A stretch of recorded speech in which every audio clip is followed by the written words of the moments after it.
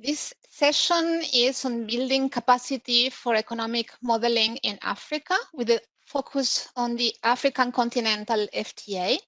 My name is Beatriz Velázquez. I'm from the European Commission, working at the Office of the Chief Economist in the Trade Department. Dominic van der Mesbrugge from the GTAP Center is hosting and recording today's session, and he will help us to keep the allotted time. This session, I want to remind, brings together some of the outcomes of the joint initiative by the UN Economic Commission for Africa and IFPRI, with financial support from the European Commission. This initiative included an online course on economic modeling for Africa, organized over 2019-2020, followed by research by 20 of the participants on this topic of African Continental FTA. A bit of housekeeping. The presentations will last 20 minutes. Dominic will ensure that we respect this time, indicating to the speaker when 2 minutes are left. Everybody should be muted. And after the presentations, we will have 10 minutes of discussion. So during this session, we will hear from 4 presenters. I start immediately with our first speaker, Leisa Mati, from Academia 2063 in Rwanda. She will be presenting a Beatrice, Amanda showed up, so why don't we just stick to the regular schedule? Yeah. Oh, okay. Sorry. Sorry about that. Apologies. No problem. All right. So our first speaker is Emmanuel Omohu from the National Institute for Legislative and Democratic Studies in Nigeria.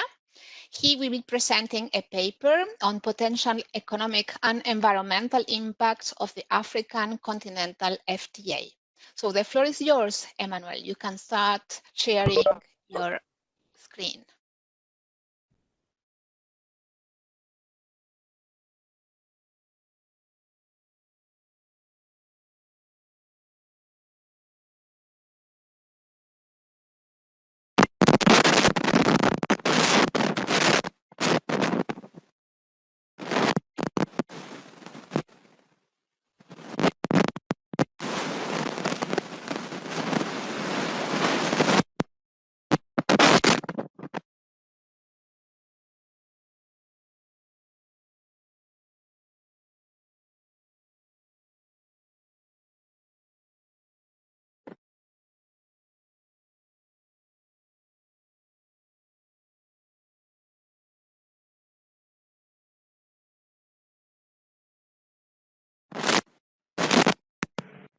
Hello, can you hear me? We can hear you. Okay, great. Yeah, good afternoon, good morning, good evening, wherever you're from. It's a pleasure to be here. My name is Oluwashola Emmanuel. I'm from Nigeria. I'm from the National Institute for Legislative and Democratic Studies. For this session, I will be presenting on the potential economic and environmental impact of the African Continental Free Trade Agreement. Please, can you all see my screen? Yes, we can. Okay, great. Thank you. Briefly, let me use this opportunity to thank the organizers of this conference for giving me the opportunity to present this work in progress research. I also want to thank the UNECA team and the IFPRI team for bringing this initiative together, trying to build capacity in terms of modeling with particular reference to the African Continental Free Trade Agreement. So based on that, let me proceed with my presentation. Actually, the presentation is on potential economic and environmental impact of the African Continental Free Trade Agreement. But the preliminary result I'm going to present within these 10-15 minutes is basically on the potential economic impact. I'm still working on the environmental, modeling the environmental aspect, and I also want to build my research on the work that is currently being done at the UNECA. So this is the outline I'm going to follow. We're going to look at what is the current status of African trade. We're going to look at what the ACFTA is all about. We are going to see what do we know generally about the ACFTA, at least at the moment. We are going to look at a summary of the literature on the ACFTA. We are going to, what is the research objective, what method, and what are the preliminary results. So the current status of African trade. I think currently African accounts for a very small share of global trade. From the slide, you can see according to the World Bank, Africa accounts for only 2% of global trade. And when you compare that to Africa's GDP as a percentage of global GDP, which is 2.9%, you can see that Africa is not doing very well in terms of trade. Also looking at the population, Africa accounts for like 70% of the global population, whereas they only contribute 2% to global trade. Even trading within Africa itself is very, very poor, is very, very low. As you can see from the slide on the from the figure on the right-hand side, according to UNECA, intra-African trade is only 15%, and when you compare that with Europe, which is 70%, Asia, which is 60%, and North America, which is 54%, that gives you an idea that even Africa is not doing very well generally in global trade, and even within itself, the trade is very low. So then here comes the AfCFTA. The AfCFTA came into effect, came into force in May 2019. I think from what I've read, it is the largest trade areas in terms of the number of participating countries. I think so far we have 54 countries that have signed the agreement. Eritrea is the only holdout in Africa. And also, I think maybe like 32 countries have also ratified this agreement. The broad objective of the agreement is to improve intra-African trade. If you look at the slide I showed earlier, you can see in intra-African trade. Can you hear me, please? Can you hear me? It's fine, go ahead. Okay, great. So if you look at the slide I showed earlier, intra-African trade is only 15%. So the idea of the AfCFTA is to improve intra-African trade and to use trade as a vehicle for promoting regional and sustainable development in the continent. Specifically, the AfCFTA seeks to remove some of the barriers to trade among African countries. It aims to eliminate tariffs to about 90% of all commodities and enhance free flow of goods and services across the continent. Also, the AfCFTA is also in line with the SDG 17, which advocates for regional cooperation and integration. So in terms of what we know so far about the AfCFTA, some studies have shown that the agreement will boost intra-African trade. I think an estimate by UNECA shows that it will increase inter-African trade by 52% in 2022 compared to the 2010 levels. It will also provide opportunities to facilitate industrialization and structural transformation in the continent. At the moment, African export to the rest of the world is basically unprocessed primary commodities and minerals, 75%, while African export, intra-African export, is made mostly of manufacturing commodities. So the idea is, if African countries trade among themselves, it's going to facilitate trading in manufacturing commodities and also industrial structural transformation. I think what we also know so far is that the agreement, can you hear me? Can you hear me?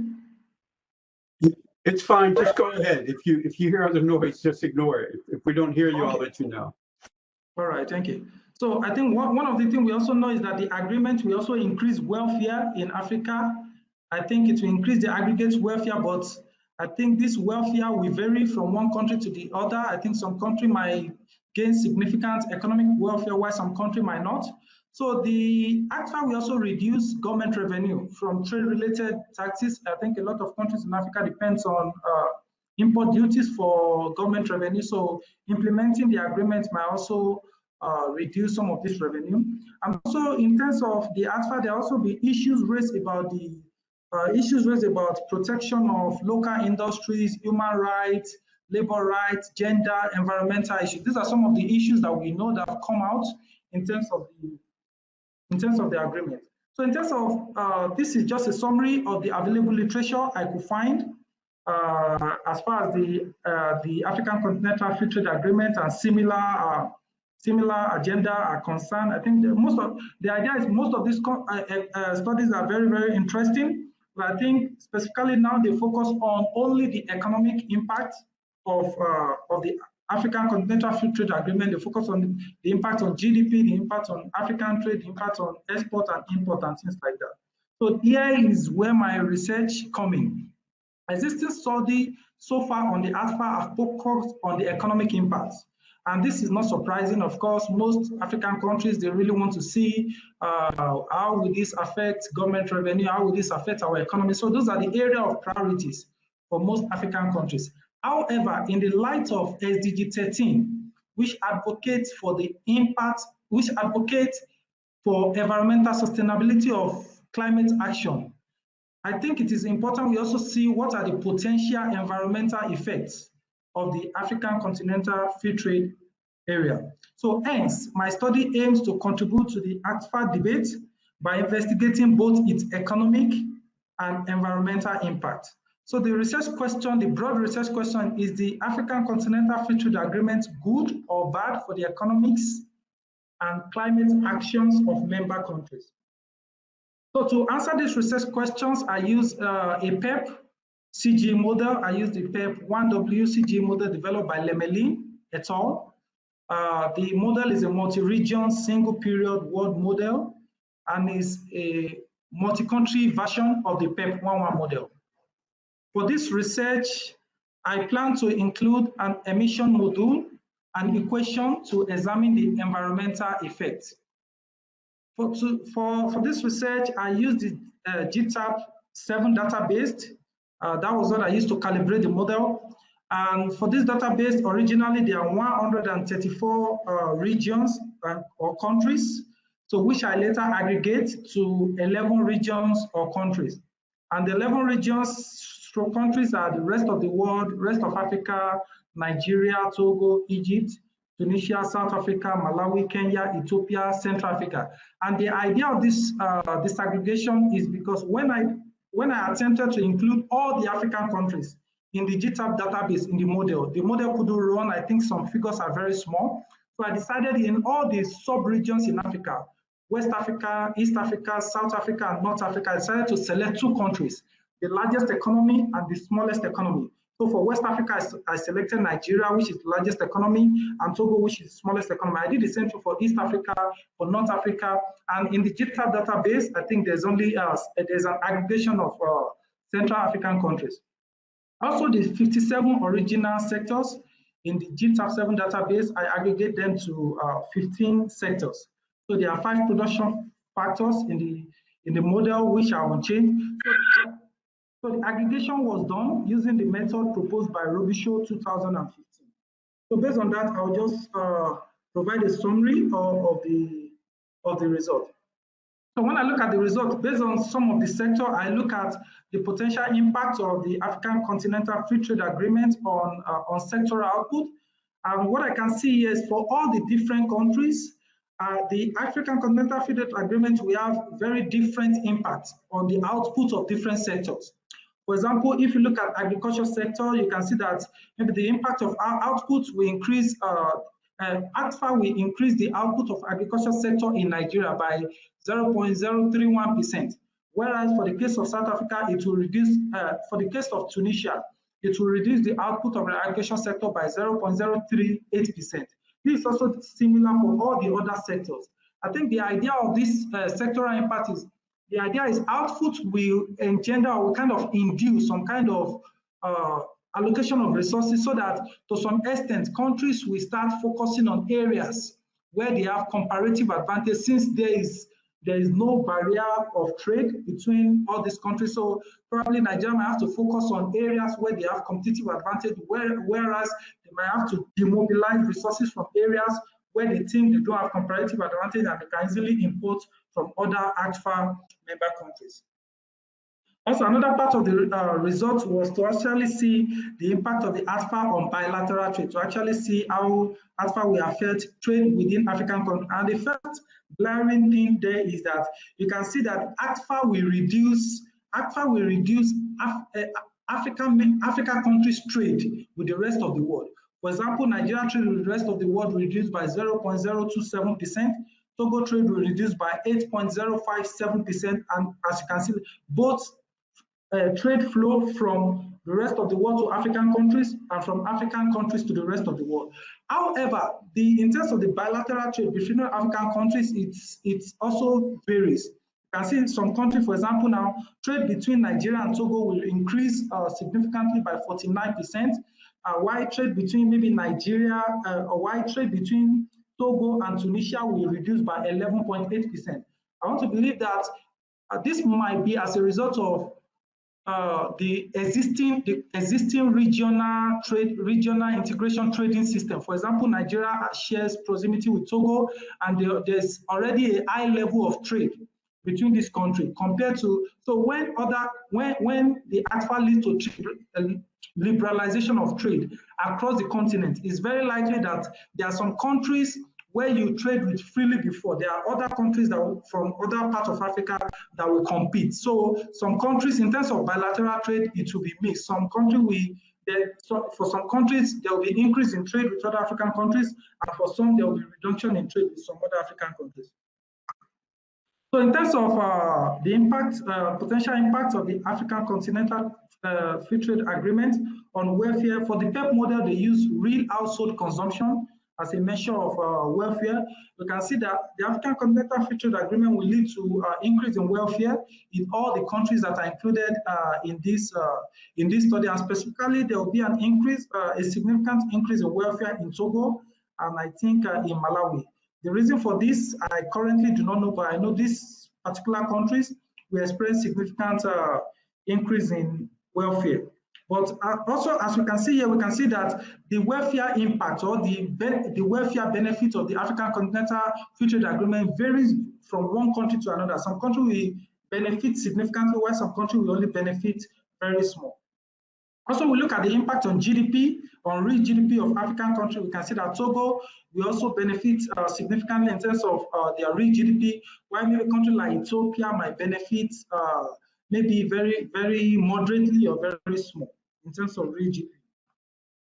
Also, I think this is one of the biggest arguments against the AfCFTA, that it will lead to significant reduction in government revenue. There are lots of countries in Africa where the government depend on trade taxes, import duties, and things like that. So eliminating these trade taxes will lead to significant reduction in government revenue. As you can see, Malawi, we have the most significant reduction, about 11%, while we have maybe Nigeria, we only lose about 2.8% of government revenue. I want to believe the variation in the impact on government revenue might depend to some extent on how much does these countries depend on import and export duties for their revenue. To what degree does import and export duties contribute to the government revenue in these countries?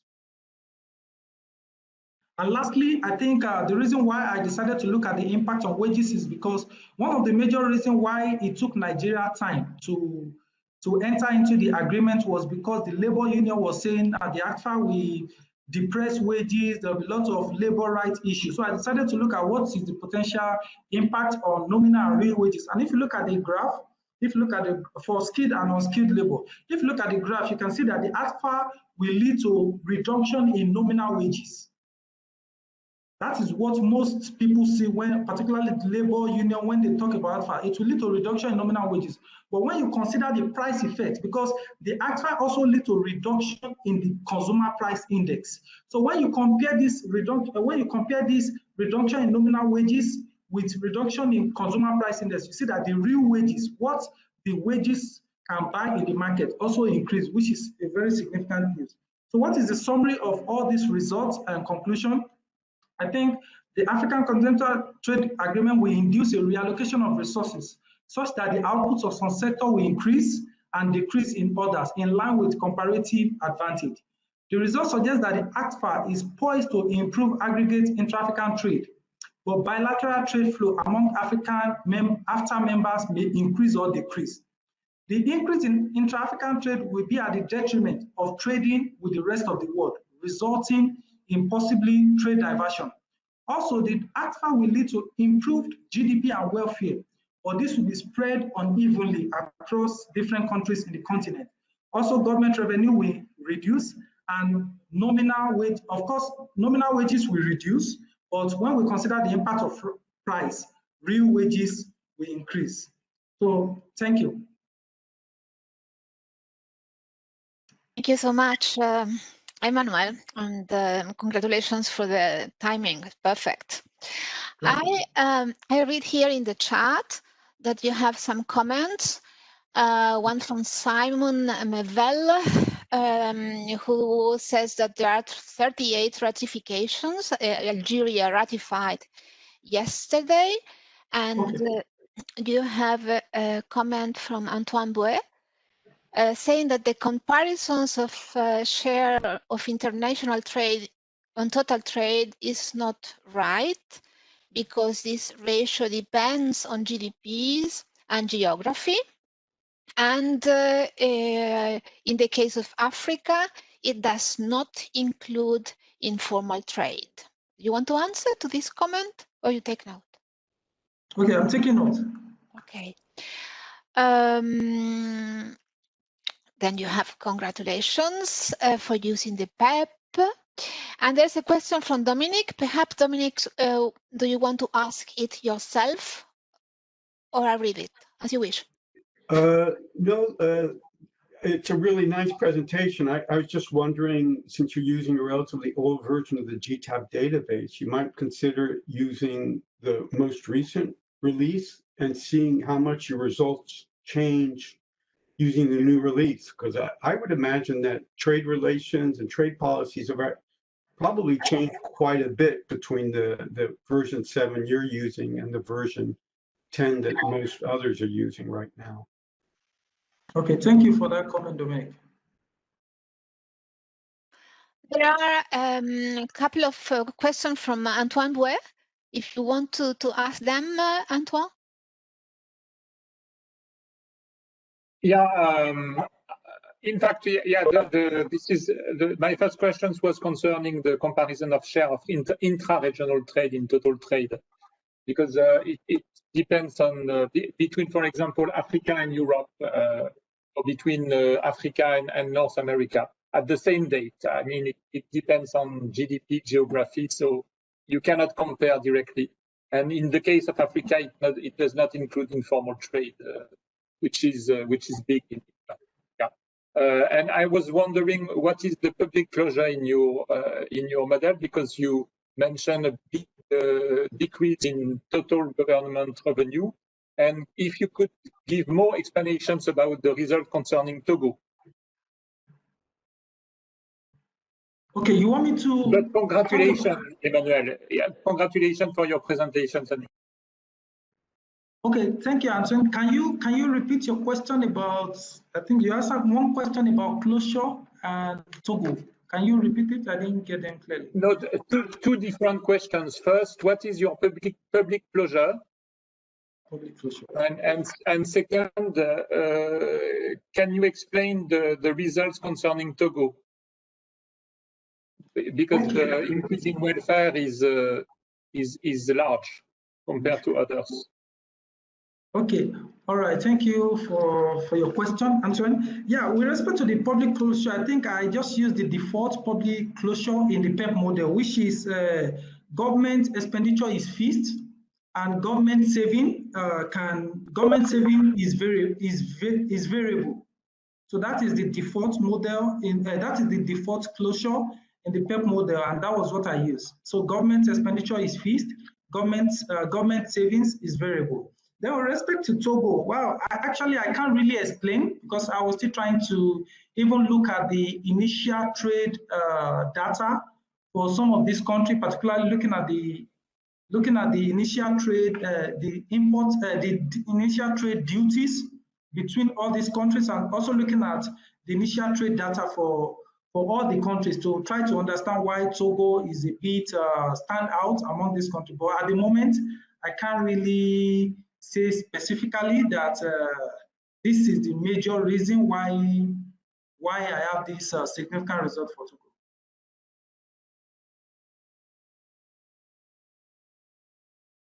There is a comment from Simon. Simon, if you want to say it, please. Sure. Thank you, Beatrice, and congratulations, Emmanuel.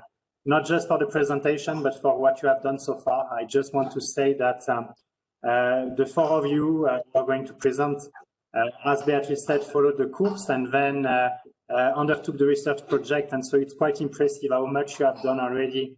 The course ended towards the end of last year, and you already have done a lot of progress. So congratulations for that. And what I wanted to say is, in the results that you presented today, you present only country level results and regional level results wherever you have aggregated them. And I was thinking that it could actually be useful that you also present aggregate results for the continent as a whole.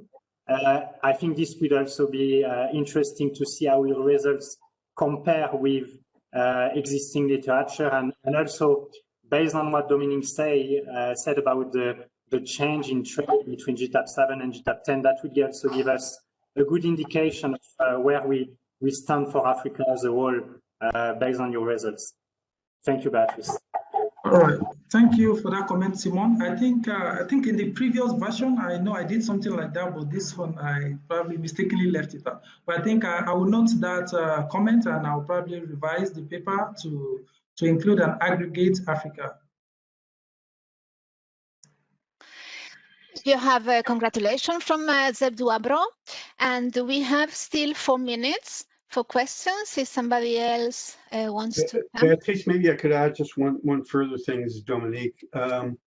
Since your title is mentioning environmental impacts, the nice thing, additional thing about using version 10 of the GTAP database, that we have pretty broad list of emissions now, both carbon dioxide, the other greenhouse gases, and then other air emissions as well. So when I worked on the World Bank study on the Continental Free Trade Agreement, we did take a cursory glance at what it meant in terms of environmental emissions. So again, let me push you to use the latest version of the database if you can. All right, thank you, Dominique. Yeah, I'll look at that. Thank you very much. We still have 3 minutes. I will take the opportunity to ask a question myself. I read a version of the paper where you use a different aggregation, both in terms of sectors and countries, and I was curious what led you to choose that aggregation. But I'm still curious now, because I see you introduced other countries. And I'm curious, how is your 15 sectoral aggregation? And I was wondering with what criteria you chose the partners to include in the aggregation, because I think that could be important, perhaps related to how the how trade costs influence the evolution of the impact of the agreement, because I think you could take the sectors that are more relevant. This is my opinion. Maybe I'm wrong, correct me, because one can think that for intra-African trade, when trade exists, it means that there is infrastructure, there are channels there, and there are less costs in the form of, generally speaking, non-tariff barriers. So again, I'm very curious at the reasons for your aggregation. Thank you. All right, thank you, Beatrice. I think the initial paper I uploaded, I think that was the first draft, which I got some comments to make adjustment to the aggregation. So I think the latest version, the one I presented now, I think I just uploaded it this morning. So I think the idea for the motivation for the new aggregation was, my interest initially was to include all the African countries in the GTAP 7 database. But when I attempted that, I saw the model was not running. I think maybe the figure for some countries were very small. So I tried to come up with the idea, okay, let me look at, initially I wanted to do for the regional blocks in the continent like ECOWAS, the ECA and things like that. But I now look at, for all these regions, let me take 2 countries for each of the sub-regions in the continent, like in West Africa, East Africa, South Africa. So in West Africa, I decided, okay, let me take the largest economy in West Africa and the smallest economy. I did the same thing for East Africa. I chose Kenya and Ethiopia, they are included in the GTAP database. So for South Africa, I included South Africa and Malawi. So that was the idea that informed my aggregation of the. So for the sectors, I think because initially too, I also disaggregated the sector and I saw that the model wasn't running. So I tried to bring together sectors that were a bit closer or related sectors. So that was my motivation. Okay. But thank you for your comments. Actually, I will look at some of these comments to see how I can improve the aggregation, the model, and the paper. Thanks. Thank you. So without any further thing, I will invite Leisa to upload her presentation. And yes, thank you, Emmanuel. Leisa, please, you are invited to upload. And as I said, Leisa Matissal is our second speaker. She is from the Academia 2063, located in Rwanda. And she will be presenting a paper on African continental FTA. Does it fast-track structural transformation in Senegal? Leisa, the floor is yours. All right. Thank you very much, Beatrice. Let me just share my screen. They are asking me to leave the meeting for sharing. I don't know why.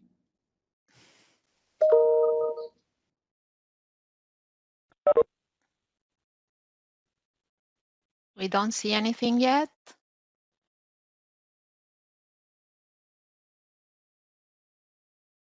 Oh, I'm afraid she left the meeting. It looks like we lost her. She probably hit the wrong key. Yeah. Yeah. Let's give her a minute to get, oh, there she is again. Okay. Okay. Oh, here she is. Here she is. Here you are. Okay, good. Yes.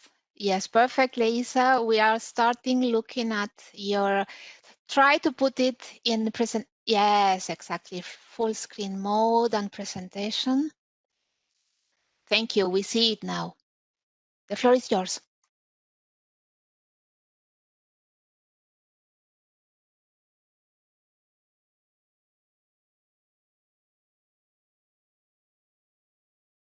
I think you are muted, Lisa.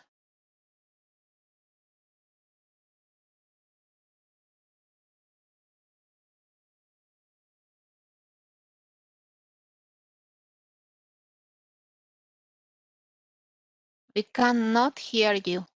It happens to me 2 days ago. So when you start sharing your screen, it's difficult to see to identify. Yes, it's in the top, in the middle. You will have a screen appearing and the possibility to unmute yourself. Can you hear me now? Yes. All right. Right. Thank you very much, Antoine. So I'm going very quickly to present the work we did on the impact of AfCFTA on structural transformation in Senegal. So my presentation basically will be divided in 4 main parts. I'm going to present first the context with the objective of the study, then presenting the methodology, the key findings, before ending with some conclusion and policy implication. As for the introduction, out of the context, Senegal is among the 54 countries that had signed and ratified the African Continental Free Trade Agreement.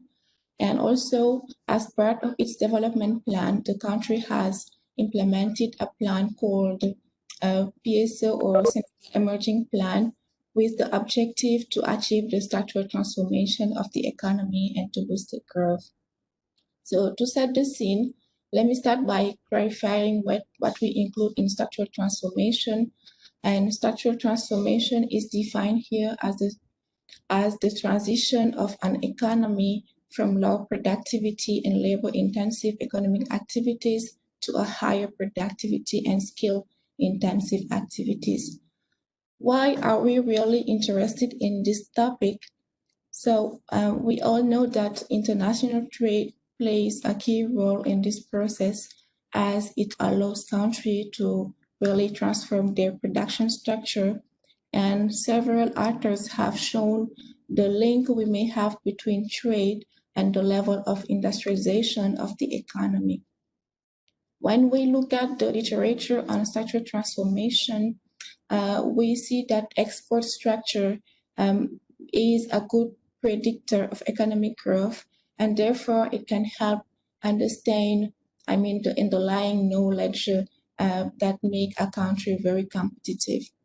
We also look at some initial studies that was analyzing the impact of AfCFTA on African economies. And first, we can talk about the study conducted by United Nations Economic Commission of Africa, who showed that the AfCFTA had the potential to boost inter-African trade, and this by 52.3%. And also, several other studies show that we may have some gain from eliminating inter-Africa tariffs, but the gains are quite positive but small when we compare to what could provide lowering non-tariff measures and other transaction costs. And our main objective in this study is really to assess the impact on Senegalese economy and to evaluate the potential impact on economic transformation. And more specifically, we'll be looking at the impact on the production and the impacts on trade potential, and finally look at how it affects employment for different degree of qualification. And for that purpose, we use a single country, multi-sector, multi-agent static model based on the stage model that was developed by McDonald in 2009. And we adjust the bilateral trade behavior to simulate the impact of AfCFTA. So on the import side, trade is modeled under the assumption that we have an imperfect substitution between domestically produced and imported goods. And this is represented by a one-level CS function. On the export side, we assume that domestically produced goods are imperfect substitute of exported goods, and we represent it by using a CTA function. To be able to run the model, we basically use three main data sources, and the first one is social accounting matrix for Senegal for the year 2014 that was made available by Boulanger et al. In 2017. And we also use the bilateral trade data between Senegal and its African and non-African partners, and basically this helps us disaggregate the sum and to be able to simulate the impact. The last database is the MacMap database that we use to have the import, the tariff rates between Senegal and its African partners. So let's move on now to the definition of the scenarios we use to assess to simulate the impact of AfCFTA. We define three types of scenarios based on the classification of products between sensitives and non-sensitives, and tariff lines are ranked from the most sensitive, meaning the one contributing more to tariff revenue, to the less sensitive, meaning products contributing less. So the first scenario is a full trade liberalization, where we eliminate tariffs between Senegal and African partners for all products. The second type of scenario is a partial trade liberalization, where sensitive products are defined using the 10% products at HS4 level contributing more to revenue. And in this in this scenario, we distinguish two main sub-scenarios, if you allow me to call it like this. In the first one, we eliminate all tariff between Senegal and the rest of Africa, except for sensitive products. And in the second scenario, instead of eliminating, we use a tariff cutoff of 50% for these sensitive products. The last part, we define we use a new criteria to select the sensitive product, and this is basically based on tariff revenue. We use 30% of products contributing more to tariff revenue. And finally, to assess the impact on structural transformation, we use a measure of structural change, which is defined as half of the sum of the absolute value of the difference in value-added shares, and this over time. Let me now go through the main findings. First, the analysis showed that the most sensitive products for Senegal are basically mining, petroleum, cash crops, transport materials, chemicals, and food products. And while for the rest of Africa, the most sensitive products are mining products, petroleum, and also we have tobacco. Looking at now to the impact on the production side, we can see here in this table that full liberalization, for example, production increases mainly for manufacturing sectors, and this including manufactured goods that increased by 2.7%. We see also chemicals 1.2%, cash crops, tobacco process, fertilizer, and machines. On the other side, production decreases for mining products, for glass, pottery, leather, food crops, and also forestry. On the import side, when we assume the elimination of Senegal tariffs on all African products, the main increase on imports are observed for forestry, and also we can see tobacco increase and grain milling, leather, and food crops. On the other side, the imports from the rest of the world, mainly for forestry, decrease, cash crops, and also some other group like rubber, pottery, etc. And this can be maybe the direct impact on the level of trade, since the goods are becoming much more competitive. On the export side, we see here that we have overall a negative impact, especially for most of products, but a positive impact is here noticed for forestry, which increased near 3%.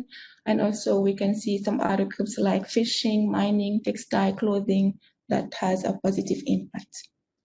And in all scenarios, as in the production, in the import side, you can see that the impact is more pronounced in the full liberalization scenarios, followed by the last scenarios where sensitive products are considered using 30% of products contributing to tariff revenue.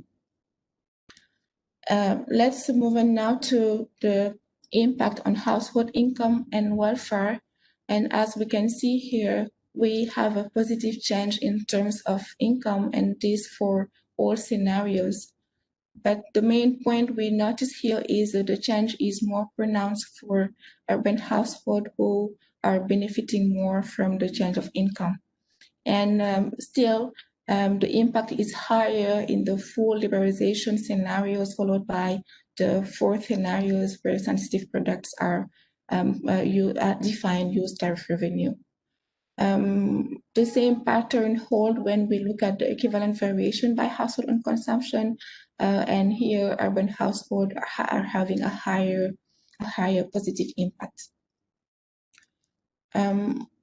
Now, when we look at the impact on the different level of qualification, we see here that income for labor, skilled and semi-skilled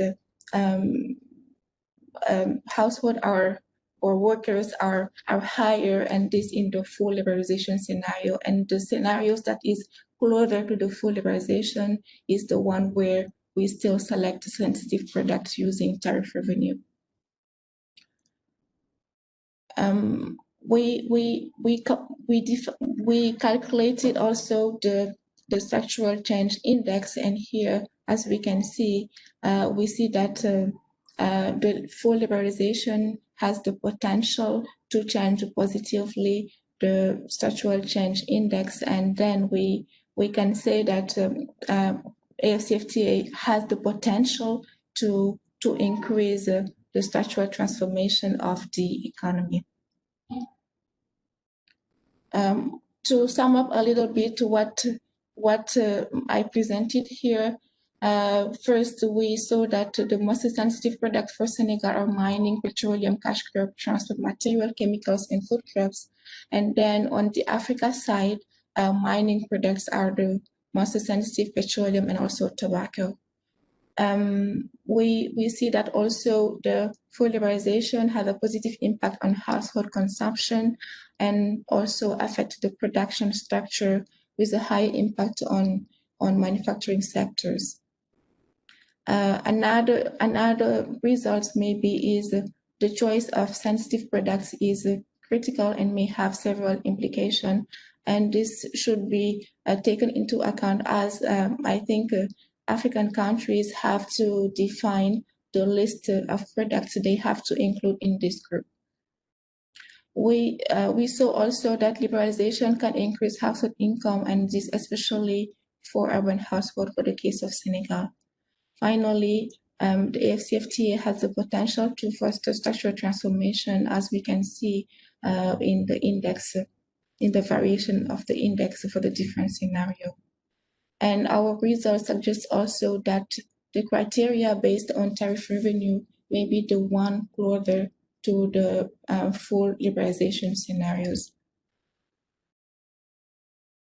As a next step, as it's still a work in progress, we would like to use empirical results to calibrate elasticity and provide a sensitivity analysis in the model just to consolidate the results.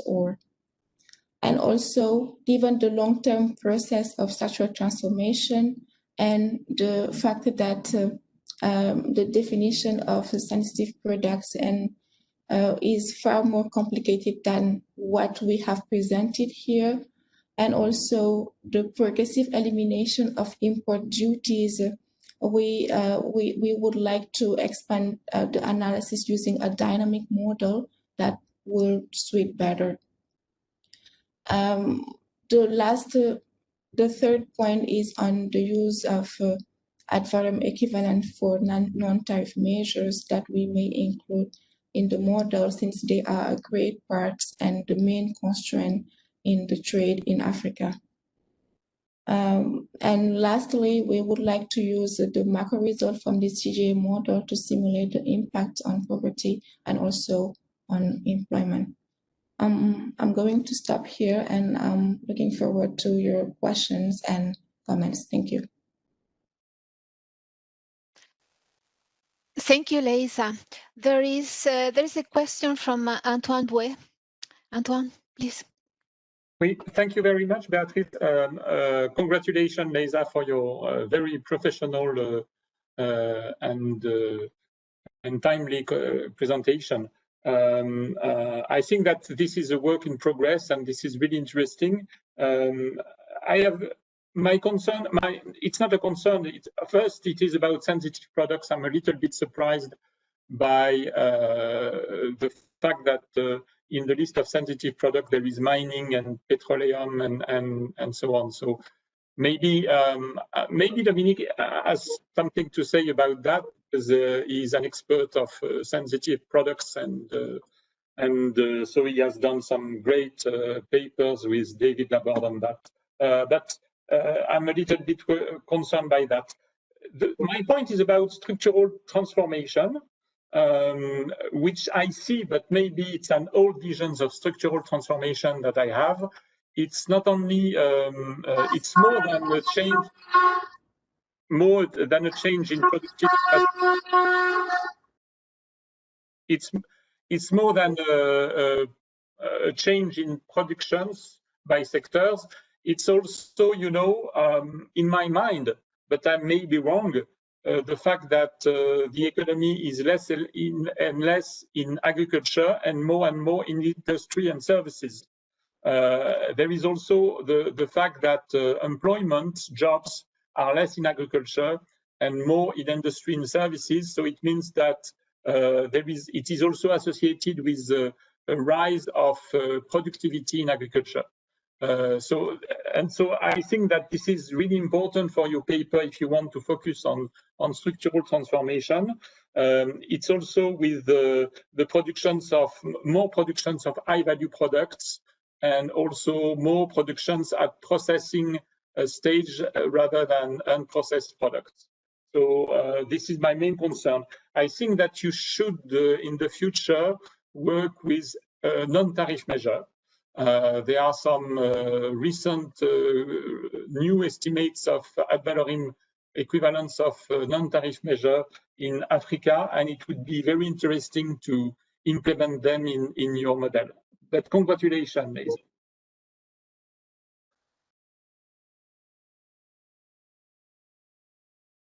Sorry, thank you. Thank you to both. There's a comment from Simone Mevel. Simone? Thank you, Beatrice. I'm having some issues with the connection. I unfortunately couldn't listen to the whole presentation by Leisa, but also to congratulate Leisa for the work that you have done. It's quite impressive, and the plan that you have moving forward. So very much looking forward to see what comes out of the next phase. But what I wanted to ask you, and this maybe is in line with what comes out of the sectors that Antoine just indicated as per the selection of sensitive products. My question was, and maybe again you said it, but I was cut. Did you select your sensitive product only on a tariff line basis, or did you use some sort of double qualification like it is the case in the agreement? For example, in the agreement, the sensitive plus excluded product cannot represent more than 10% of tariff line and also not more than 10% of imports. And so by doing that, you limit even more the number of sensitive products rather than just looking at tariff lines. And so I was wondering whether you use that double qualification component. Thank you, Beatrice.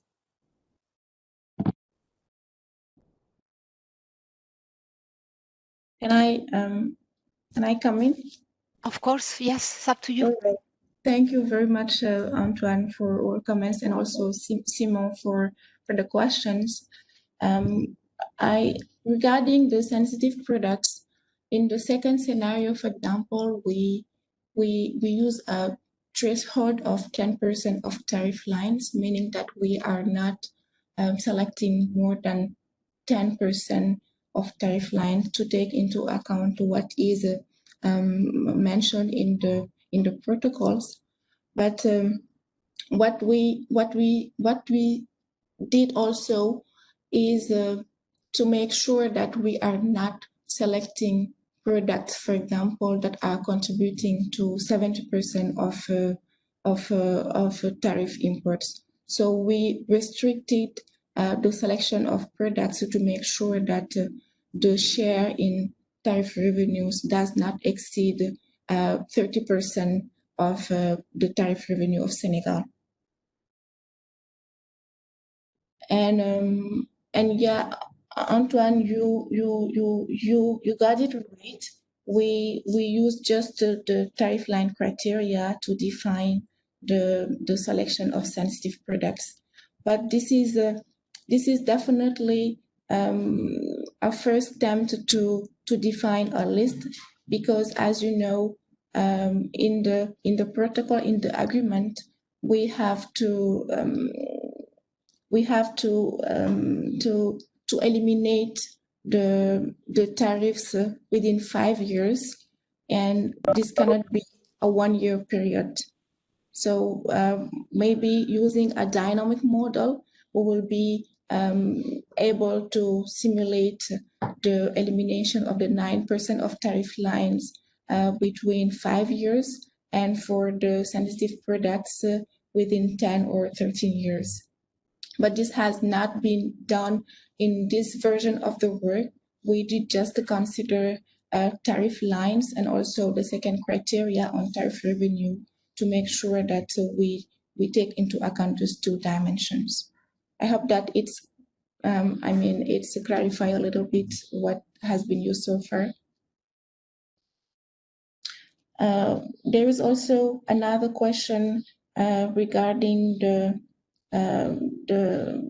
use of structural transformation, and basically, Antoine, what we see here is the change we observe in the production structure is more pronounced for the manufacturing sector.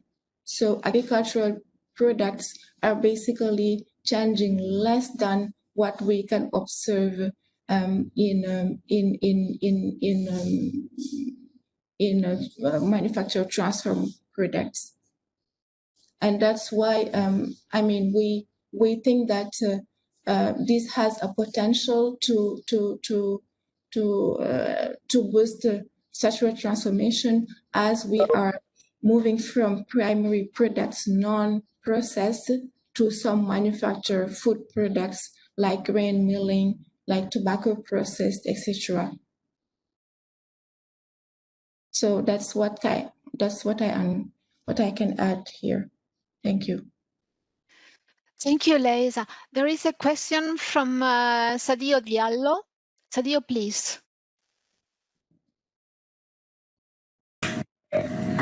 Thank you very much, Beatrice, and congratulations, Leisa, for your presentation. It's a very interesting work. I was just wondering if you can extend your work by adding a import demand function from the rest of Africa, because I don't know if you have it in your work. The fact that you don't have this kind of function can't give you the opportunity to see what's happened if the rest of Africa eliminate or reduce tariffs from on the import from Senegal. That would help to have some opportunity for the Senegalese exports to Africa and change the result, because when I see your result on the export side, it is negative. The impact is negative. So you can't take the fact that there is an opportunity for Senegal because the rest of Africa is reducing or eliminating the tariff on the imports coming from Senegal. And you think about that. Thank you very much. All right, thank you, Suleiman, for this suggestion. I see that we have some minutes left for discussion. Anybody else who want to come in with questions or comments? Beatrice, let me, if I can chime in. Sure. First of all, I thank Antoine for his kind words, but the real brains behind the sensitive products paper was David and not myself, so I don't have anything to add at this point.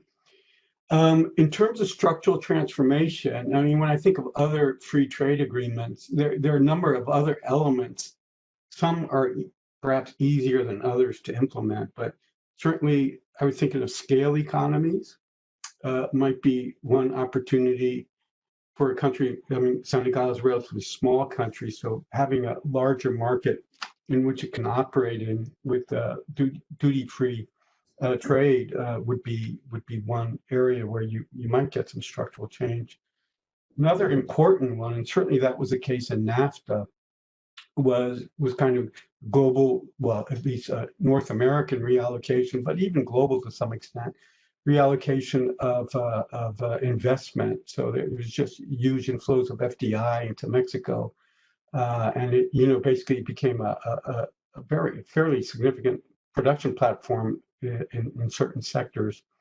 And so that might be a little bit more difficult to implement in your model, but maybe with some some starting assumptions and sensitivity analysis, you might get some traction on that. Again, Senegal, given its location on the ocean, it could be well poised to be a more important manufacturing platform for the rest of the continent.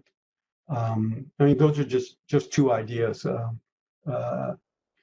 On the downside, the other thing in terms of structural transformation that models have looked into in the past is kind of the technology embedded in intermediate goods. But if you have a rotation away from importing from the high income countries and more from the African countries, you might potentially even see a reverse effect. Yeah, I'm sure it would be small, but yeah, that's all I have. Any reaction to that? All right. Thank you very much, Dominic, for the comments and for the suggestion. I will take note of that and try to integrate it in the coming versions. Thank you very much. I see in the chat board that there is a great, myself included, interest in the new estimation of NTBs for Africa that Antoine mentioned.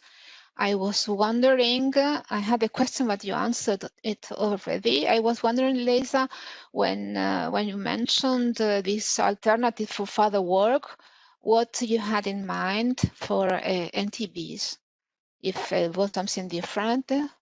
I'm very curious about that. And then if Antoine could please share with us a paper with the new estimate. Oh, there it is. Thank you. Leisha, could you share your ideas on what were you thinking? What alternatives would you have go for on non-tariff barriers, please? What I was thinking, I saw a database provided by the World Bank that gave an estimate of ad valorem equivalent of non-tariff barriers. So that was my first option. But I will look at also what Antoine just shared in the chat box, maybe, to see, the best option to use.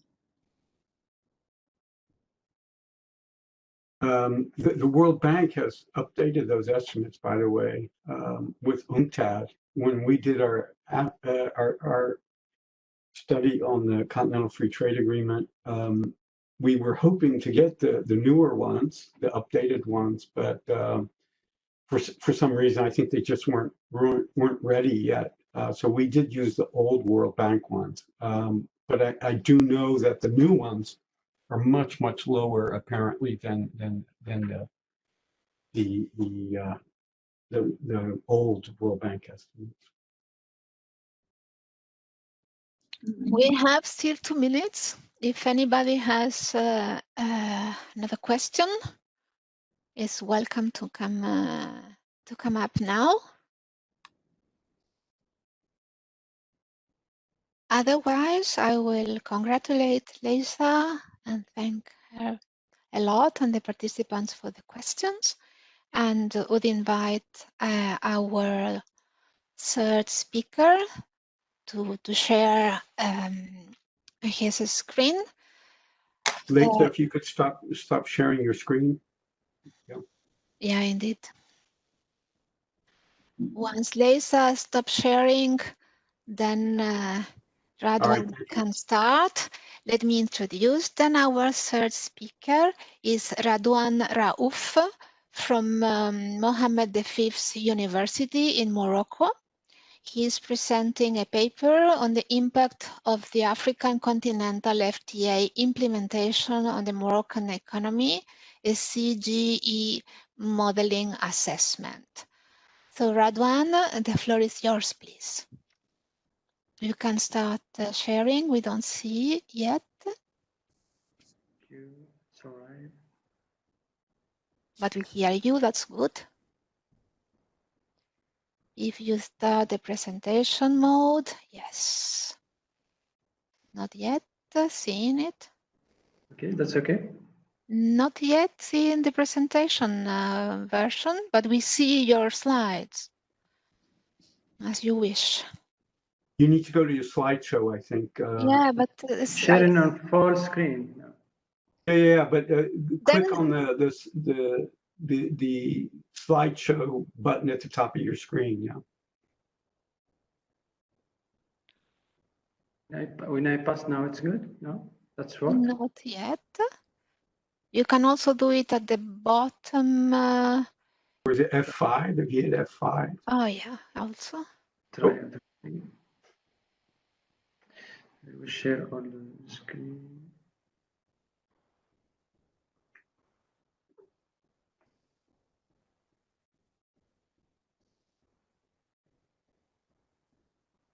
Yeah, it's perfect. Okay. Thank you very much, Chair Beatrice. I would like also to thank warmly the organizers of this conference, Dominique and Miss Amanda Countryman. I will thank so much the program committee, in particular Simon and Antoine, for the organization of this session. Now I'm going to present my modest work progressing, which is titled Impact of AfCFTA Implementation on Moroccan Economy, with CG Modeling Assessment. I will present this on 4 or 5 points. I will start by what and why about the problematic and why I choose this problematic. The second point is the model. I will present the strategy of modeling, the database, closures, and some technical points.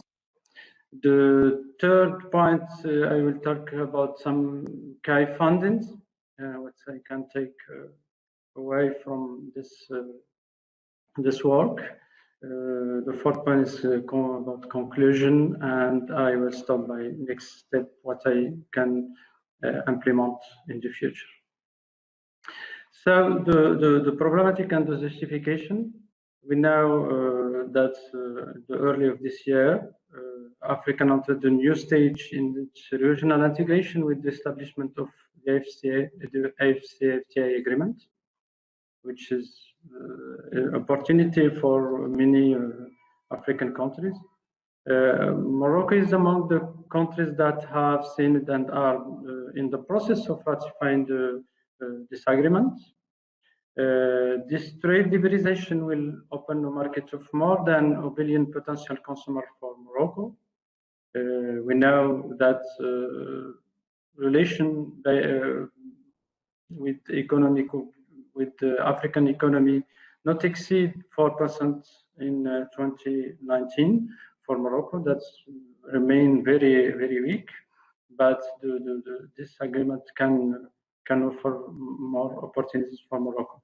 The economy could benefit considerably from the acceleration of trade in intermediate goods within the continent, which is demonstrated by many works on these topics. The industrial sector will be one of the most profitable sectors, and we have many empirical estimates of trade felicitation show an increase in sub-regional industrial trade based on CG model or other methods.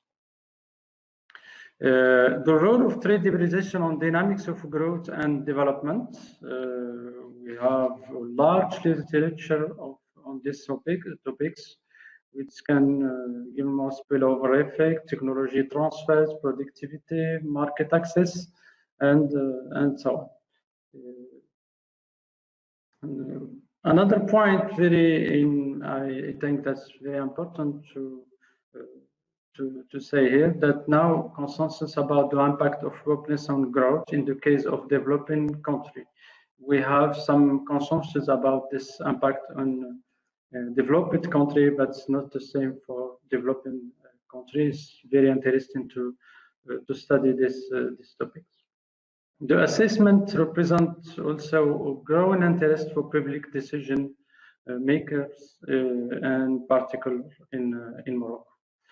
So how the problematic of the question, the main question of this work is how can AfCFTA, the agreement, may impact the import, export, or in general, broadly, the Moroccan economy, and by which transmission channels. So the main objective is to assess the impact of a complete conciliation. So we talk about a full or a total eliminating of tariffs on goods and services, and we say what will happen in on sector dynamics and other aggregate variables. So the model I use the national and static CG model for the Moroccan economy. This model is adapted from the PEP 11 and calibrated on the Moroccan SAM of 2018, which I work on it with 19 sectors. The PEP, I used the PEP 11, the standard model, but I adapted for the case of Morocco and the SAM of Morocco. I do that by disaggregating the rest of world accounts. There are some work on modelization here. Account in the PEP model, which we have just the rest of world. I disaggregated in two regions, African region and the rest of world, excluding Africa. We do that by adding a new branch, CFTA for exportation. We had the disaggregation using CFTA 2 and second stage, and the same in the demand side by importing the importation. We differentiate between the import from the two regions, African and rest of world, excluding African, by using a CS modeling or mental hypothesis. Disaggregation of the labor on three factors: skills, medium skills, and skills labor for the economy. Data on customs duty tariffs applied on export and import to or from Morocco by the two regions are extracted by weighting from the WTO database. So we weighted on bilateral trade and by product on each region. These elasticities, CFTA and CS, relating to trade level 1 and level 2, because the disaggregation are taken from estimate by the Moroccan Ministry of Foreign Trade. So that's something work is doing in 2011. That's the scheme of the model. Which I add, we add in the model this part can look on. We take the production, which that's the first stage, and that's the second stage for export, with destination to African country or to the rest of world. The absorption is coming from local production, of course, and from importation. And importation comes from two regions, from Africa and from the rest of the world and from Africa. The last of the model is, in general, broad, the PEP 1, adding some disaggregation of labor in three categories, which is skills and unskills in medium skills. The closure, we got two strategies of closure in this first version of the model. For the public closure, we chose a fixed public expenditure, which is close to the reality of the economy, and all tax rates are constant. So the adjustment is made by the deficit, the public deficit. And the external closure, Morocco has a long time adopted a fixed exchange rate regime. So we take the current account is constant, the exchange rate is constant, but the current account to be variable, data adjustment, and the equilibrium is made by the deficit external. This we assume that because it's more likely what's happened in the economy, in Moroccan economy. We have at certain point a fixed regime of exchange and deficit, which is structurally in deficit. The current account is structurally in deficit in Morocco. That's the reality is more close to the reality of the economy. The nominal is the consumer price index. We add the Leicesters index.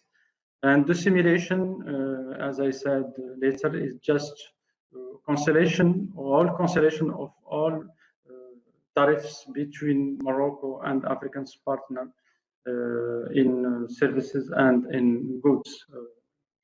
There are one scenario in this exercise, in this first version of this work. So for what we can take out of this model, something that we can say here that there are a significant impact on trade, in particular in import-export with Africa, which is in green here, for example, for agriculture, for extraction industry, for textile and leather, and for mechanical and metallurgy. So two sectors, the main sectors, agriculture and industry, now really increase in importation. We say for the rest of the world, as we say here, is a slight change, very slight, insignificant variation of the importation from the rest of world. For exportation, we have the same, but more important. It's very significant for agriculture, exportation for Africa, destination to Africa. In agricultural sector, fishing, extraction, in food industry, and in some services. We know that Morocco, when we look to fact and some figures in reality economy for 3, 4, 5 or 10 years ago, there are many the sectors of service are more developed in Africa. But we see also a slight decrease in agriculture, fishing, and extraction with the rest of the world. In some diversion of trade here, it's just slightly.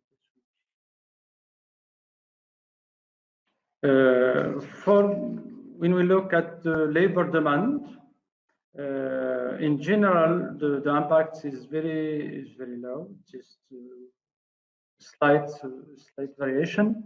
But what we can note that is a slight variation, positive variation in demand of skilled labor, which can explain by that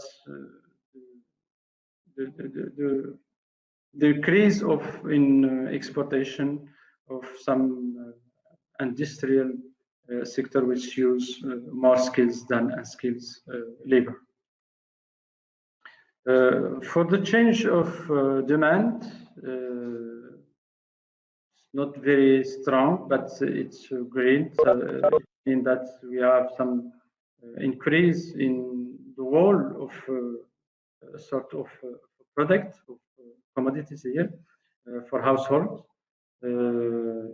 which can improve the welfare of household. We say that we can see the same result in the impact of household disponible income. which increased by 1.13. But in the same time, when we look at the real GDP at basic price, we see that there is now a real impact on GDP.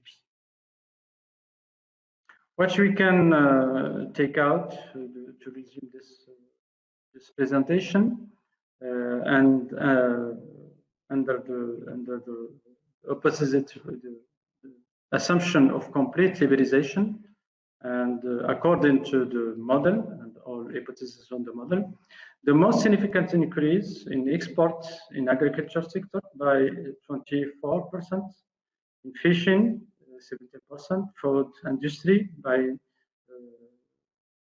13%, and some services by 12%, which is interesting for Morocco. In the second side of import, we see that import from Africa recorded an increase in all sectors and a decrease in their prices, which is the channel of this impact. The most significant variation concerned agriculture, which increased by 14%, the extractive industry by 15%, the textile and leather by 12%. And the slides, we can say that a slight diversion of trade in favor of Africa for extractive industry. These results are in line with those advanced by studies covering the entire continent using multi-country modeling, but differ in amplitude. Our results are more significant on trade, but less important in terms of GDP and income. What we can do after that, next step to implement some to improve this work, I will incorporate the dynamics to be able to simulate gradual liberalization and capture the long-term dynamics. It may be also important to improve the labor market modeling to have more consistency with the economic reality. And finally, it would be useful to update the estimate of certain number of key parameters in the model and to be able to disaggregate the household incomes. It's very important to implement a multi-regional model to take account the impact on the other partners and the global mechanics transmission. Thank you very much. Thank you. Thank you so much, Radwan. I see that there are questions in the chat. Well, Antoine Bouet says to have questions. So please. Yeah, thank you very much, and congratulations, Radwan. It was a great presentation, very lively and rigorous. So this was great. I see that you have done an amazing work concerning the introduction, the inclusions of the most recent social accounting matrix of Morocco in the PEP model. So this is a great work.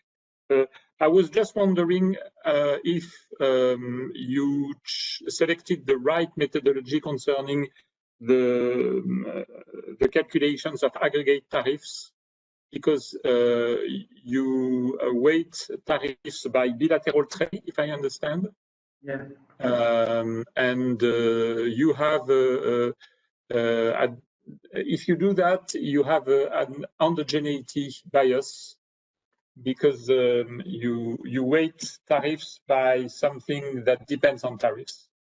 And so if tariffs are very high, imports will be very low. And so you usually underestimate protections if you do that. So I think it's a problem, and there are different methodology to take care of that.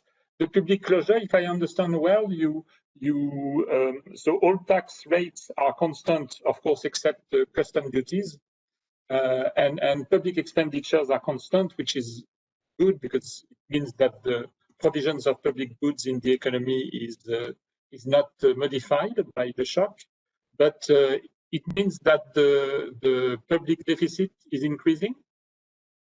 Yes, that's okay, so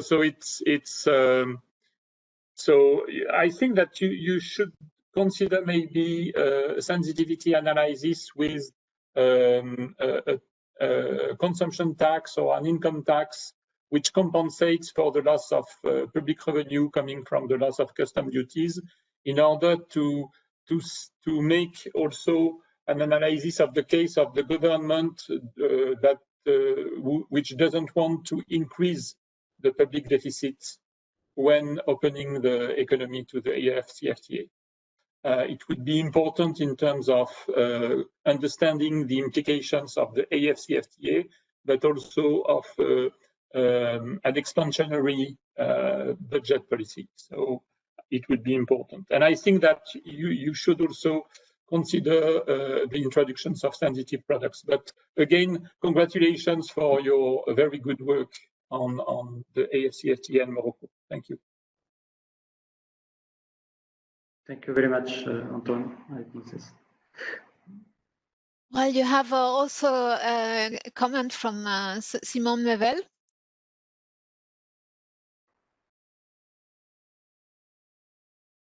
He essentially congratulates you.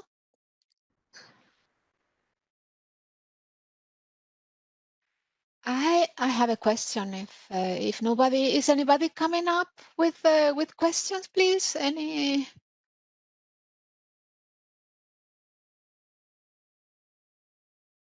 Okay, I will go. I've read in your paper that I liked a lot the two closures that you chose, and I like that rules of origin have an important role. You mentioned it several times in the paper. I fully agree, and also non-tariff barriers across countries. You mentioned them also in the conclusions. So I think it would be quite useful to include those in your simulations. I am aware that you have done a gigantic effort in creating a new SAM, and we are asking you for more, but I probably will enrich the work a lot, looking at your results as probably also the implications from revenue loss that are playing a role there in the values you get, and those small values.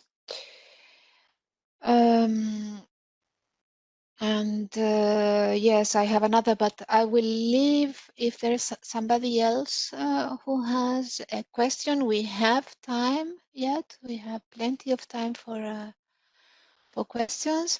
I have I read here Pierre Boulanger has a comment. Pierre, please. Yes, thank you, Beatrice. Thank you, Radwan, for your presentation. Very, very interesting, very timely. I was just reflecting that when you were presenting your result, it seems that agricultural sector is the most impacted sector. And I was wondering that you are using a rather recent SAM, but the agricultural sector is not disaggregated in the SAM. Do you know if there is any plan to further disaggregate the sector for the Moroccan economy?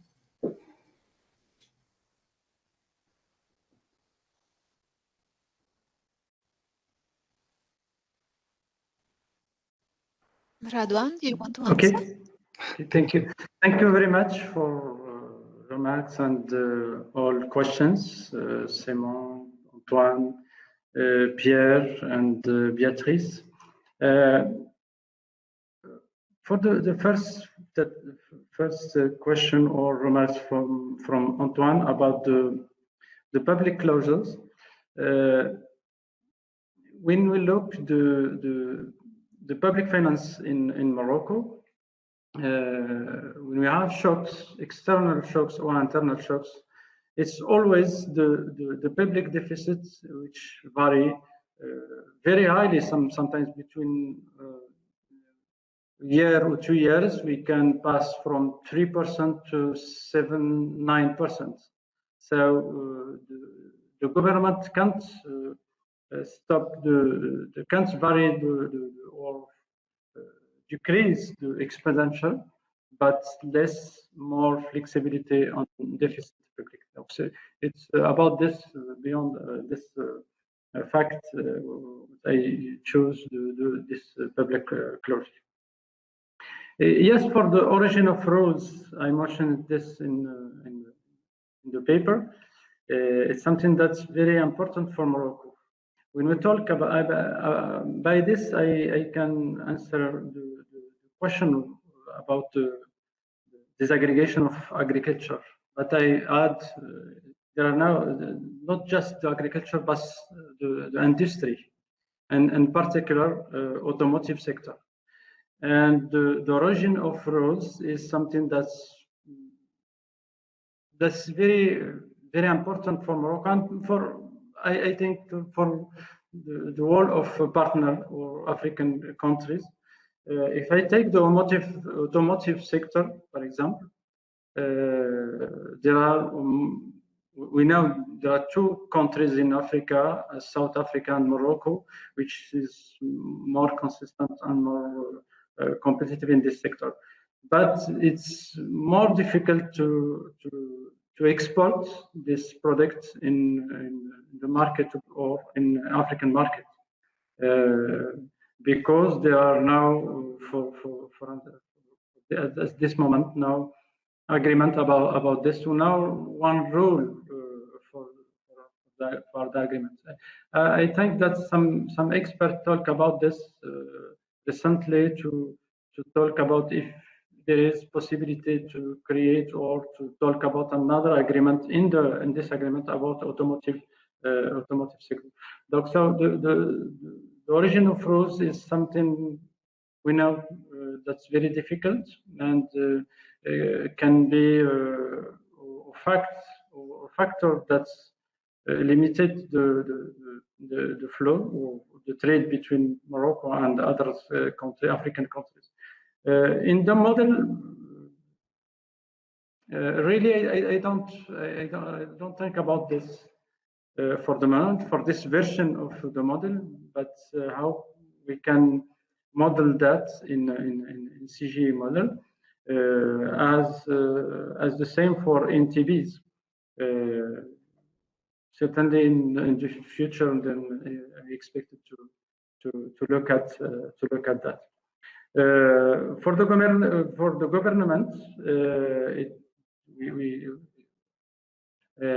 there are laws certainly for revenue, but it's not so important, and that is linked to, in my view, is in the importance of trade with Africa. I noticed it later that the trade between Morocco and Africa don't exceed 4% of GDP of Morocco. So the historic has an important weight of results. I try to take more recent data for 2018, but in this years the commercial trade with Africa remain very, very weak. So it's we can say that on the results using this. Thank you. I don't know if there is another question. Thank you, Redwan. I read here that Antoine has a further comment. Antoine, please. No, just to, yes, the insertions of non-tariff measure in your model would be great, and I recommend that you read the paper by Terry Wansley and in journal. Thank you. In Journal of Global Economic Analysis. This is a very good paper. Thank you, Antoine.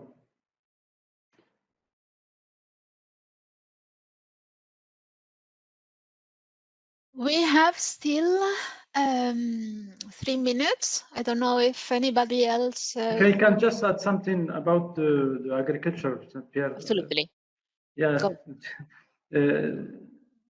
According to the result of this simulation, it seems that agriculture and industry, the two sector which can add had some opportunities for Morocco, can have some opportunities in this sector. Yes, to disaggregate agriculture and industry maybe will improve the modelization, and in particular for industry to show automotive sector, because it becomes the first sector in exportation in Morocco in the 5 years. Okay. Thank you very much.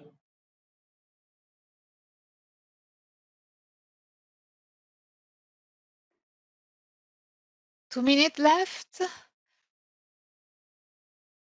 Is there anybody else interested in asking or willing to comment?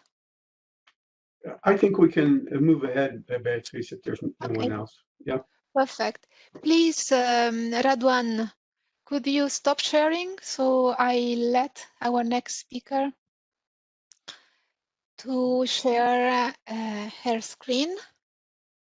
So we go to the fourth speaker now, Mariam Diallo, who is from Academia 2063. She will be presenting a paper entitled Towards African Continental FTA.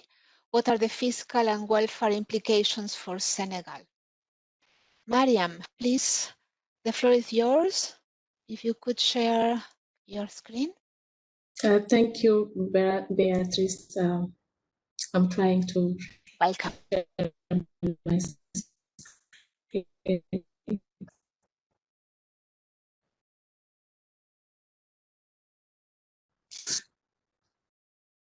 you see it now, or it's still loading? Not yet.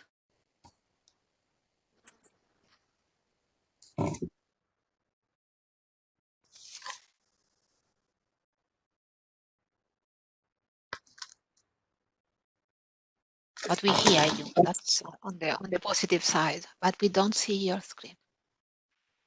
Yes. Okay, let me.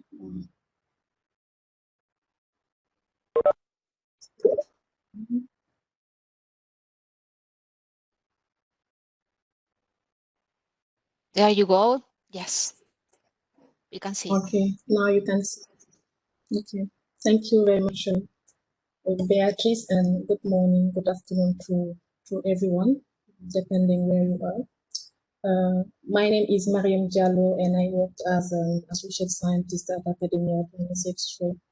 And it's a real pleasure today to present this work undertaken as part of the online courses on economic modeling applied to trade policy reform in Africa. And today, I will be presenting a paper titled Toward an African Continental Free Trade Area. What are the fiscal and welfare implications for Senegal?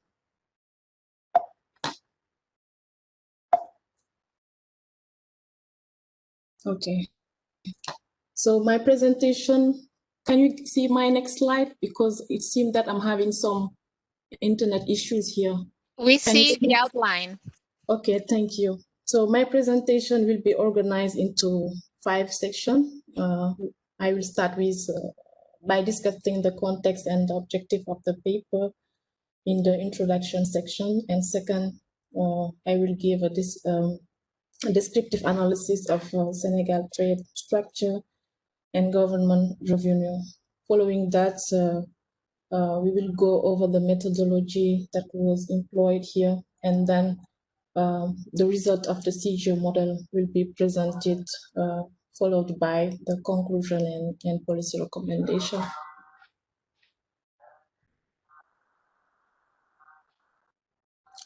So the AfCFTA agreement was signed by signed in March 2018 by representative African Union member states, and the establishment of this agreement reflect a milestone for regional integration.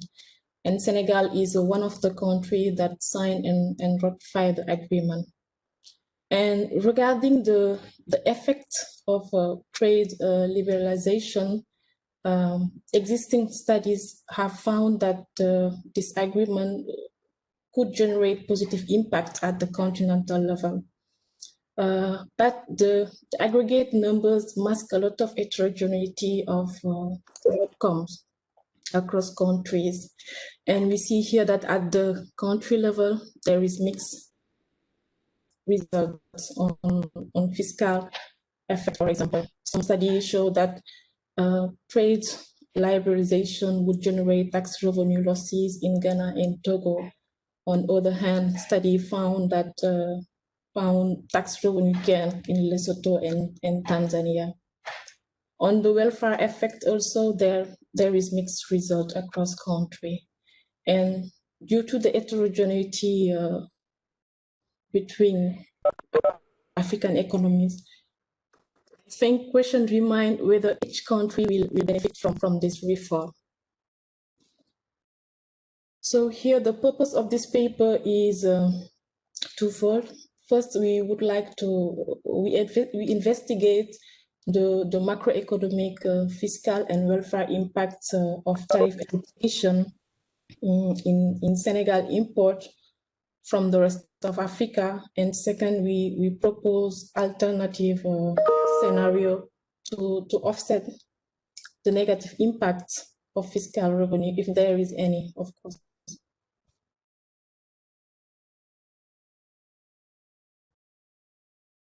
Before moving to the methodology, I would like, can you still hear me? Just to make sure that.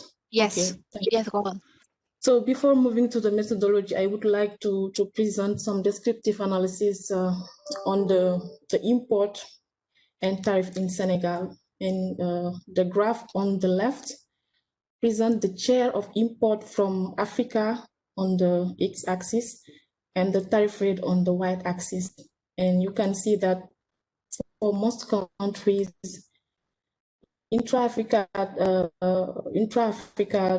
import are relatively small, accounting for less than 20% of total import.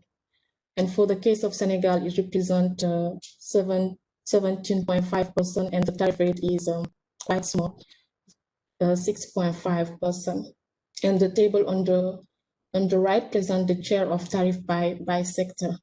And we can see that here the most protected or sensitive, if we can say that, are food, beverage, and tobacco sector, and also non-metallic manufacturing sector.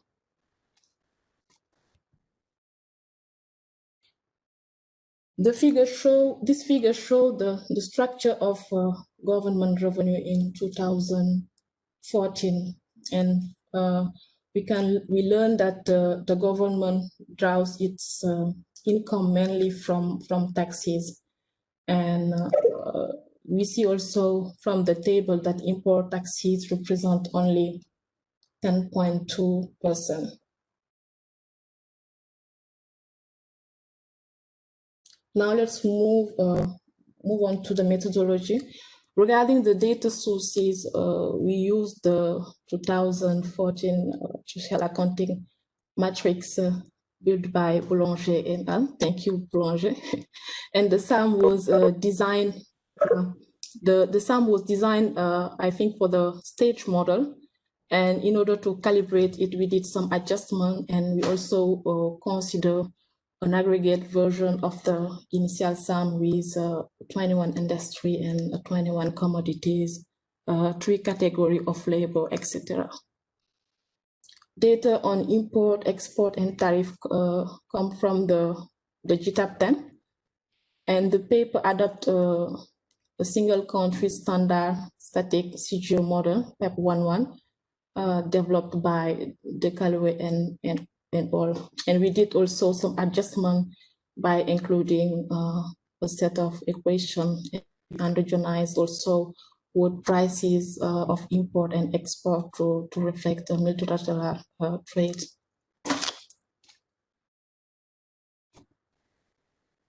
Moving now to the scenario.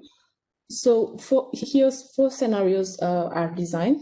The 2 first scenarios, SIM 1 and SIM 2, propose to eliminate tariff on imported goods in Senegal from the rest of Africa without any compensation mechanism regarding the government fiscal revenue. And they aim at evaluating the impact of tariff removal in Senegal.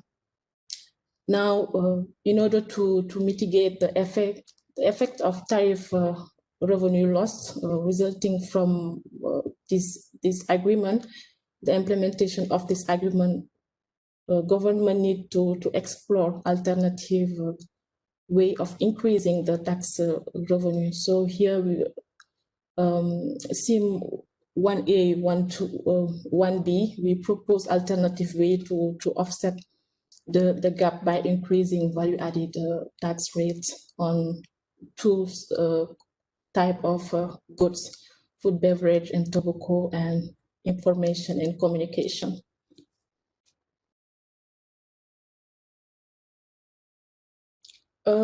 Regarding the finding on the economy, we did notice negligible impacts of the elimination of tariff from ag commodities, and some of them are negative but very, very small. However, that the highest positive impact are obtained with the full tariff elimination, and we observed that the full tariff removal seemed to lead to an increase of intra-Africa import and export and the investment, but also an increase of the GDP by 0.7%.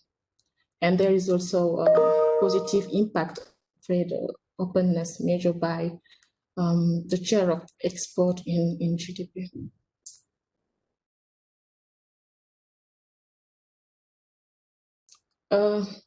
Regarding the welfare implication, overall welfare here are measured by equivalent variation, and we see that for the first simulation, the results are almost insignificant, but we observe a favorable impact of full liberalization according with the second one, which is the full removal of tariff. And according to the finding also, you can see that urban households benefit more from tariff removal than their counterpart rural household.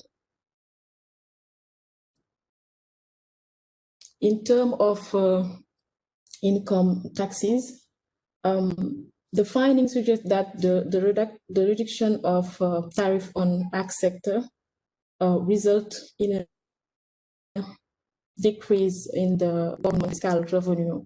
On the other hand, the complete abolition of tariff has a positive effect.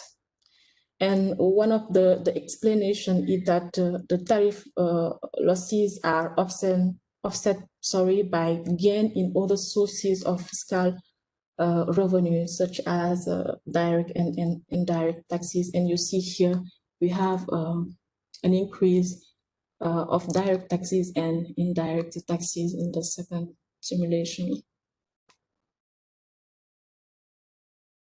As I already mentioned before, we did propose 2 alternative ways to offset the losses and SIM 1A and SIM 1B, and this simulation preserve the level of fiscal revenue of the government. And we understand that the government may choose among various channels to compensate the loss, but we consider here increasing the value-added tax on 2 goods. And the first is based on increasing value-added tax on food beverage and tobacco, and the second one is communication, information and communication good. And we see here that the first one is increasing inequality between rural household and urban household, and the second one is decreasing inequality between the rural and urban household.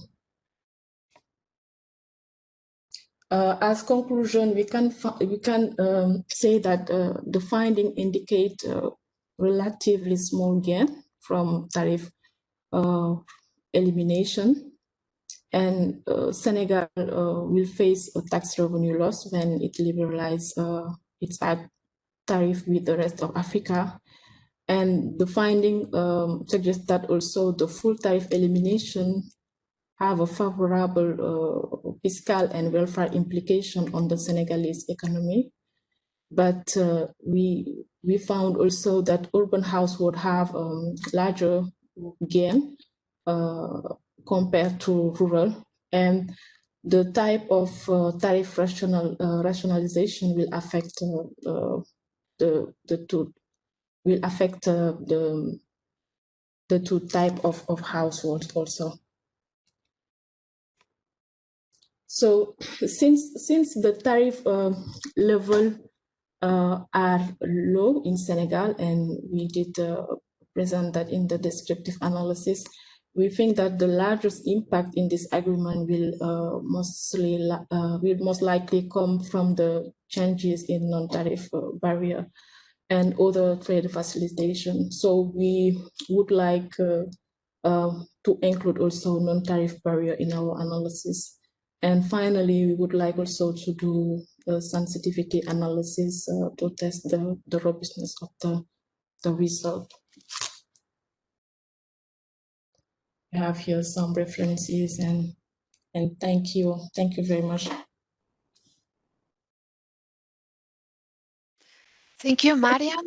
I see that Antoine has questions. Antoine? Yes, thank you, Beatrice. Very good work, Mariam. Really, it's really impressive what you have done and accomplished. I think that maybe I was wondering if you should focus on only the fiscal aspect, because this is really important in African economies. And I was wondering if maybe you have too many things in what you have presented, and maybe a focus on the fiscal aspect for the Senegal economy, which I think very important political questions. And so making some sensitivity analysis in terms of what could be the compensation taxes, what could be also the inclusions of the sensitive products, what is the implications in terms of loss of revenue, are they less important as compared to full? I think so. So, but the importance, the magnitude of effects would be very important, and of course the impact on the welfare aspect of all this. But I think the focus on fiscality is very important. I was surprised that you select VAT on food and beverages as a compensation for the loss of custom revenues. Is there a specific reason for that?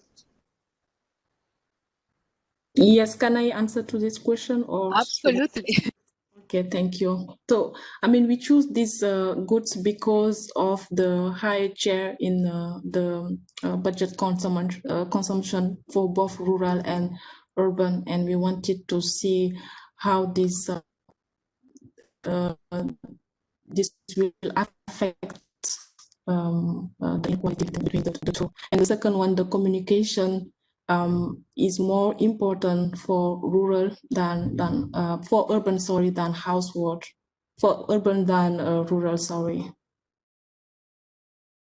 Okay, so what you decided to do, if I understand well, is to make two different fiscal choice.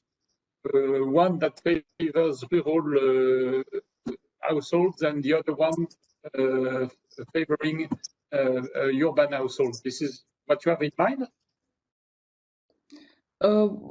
At the beginning, not really, because the first one is both important for rural and household. But with the result, we see that the inequality is increasing more. I mean, it's slightly increasing, but the second one is more important for rural. And yeah.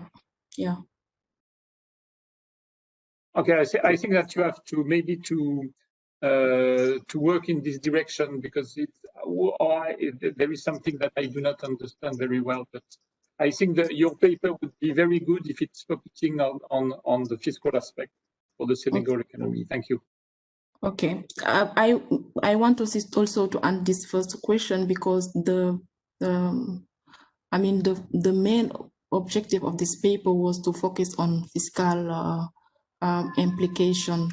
But I did notice that in the first version of the paper, I didn't really implement a multilateral trade. What I did was, I didn't androgenize world price, and the results show that there is negative impact on the fiscal revenue with the full liberalization. And it was for me interesting to propose option to offset this gap. But when I changed, when I underlined the prices, and the result changed. Now we have a positive impact on fiscal policy. And let me just show.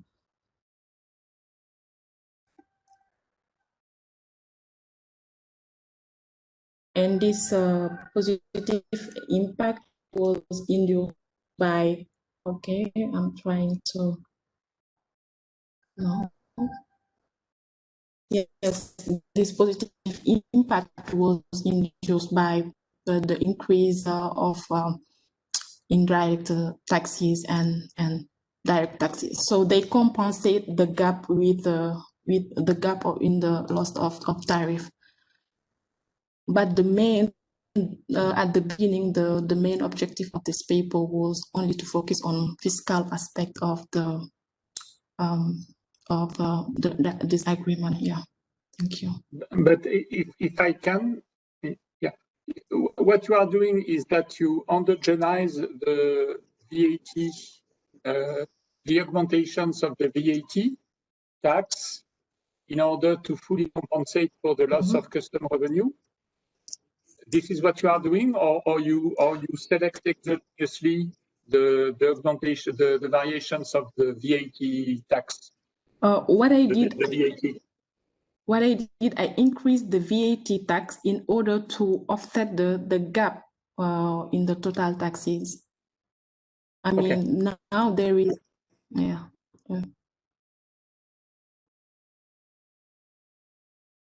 There is also a comment and question from Simon Mevel on the same subject. Yes, thank you, Beatrice. Yeah, indeed, and thanks and congratulations, Mariam. Like Antoine, I was curious about the reasoning behind the choice of the sectors for the VAT, and I mean, you already partly responded to that, but then digging a bit deeper into this, I was a bit surprised because information and communication, for example, are services sectors, and you're not affecting them in your liberalization. So I was wondering if the choice was appropriate, and if you had more justification behind the choice of those two ones. Okay, yeah, I see.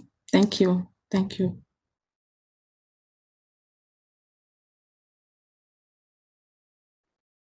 Any other comments or questions?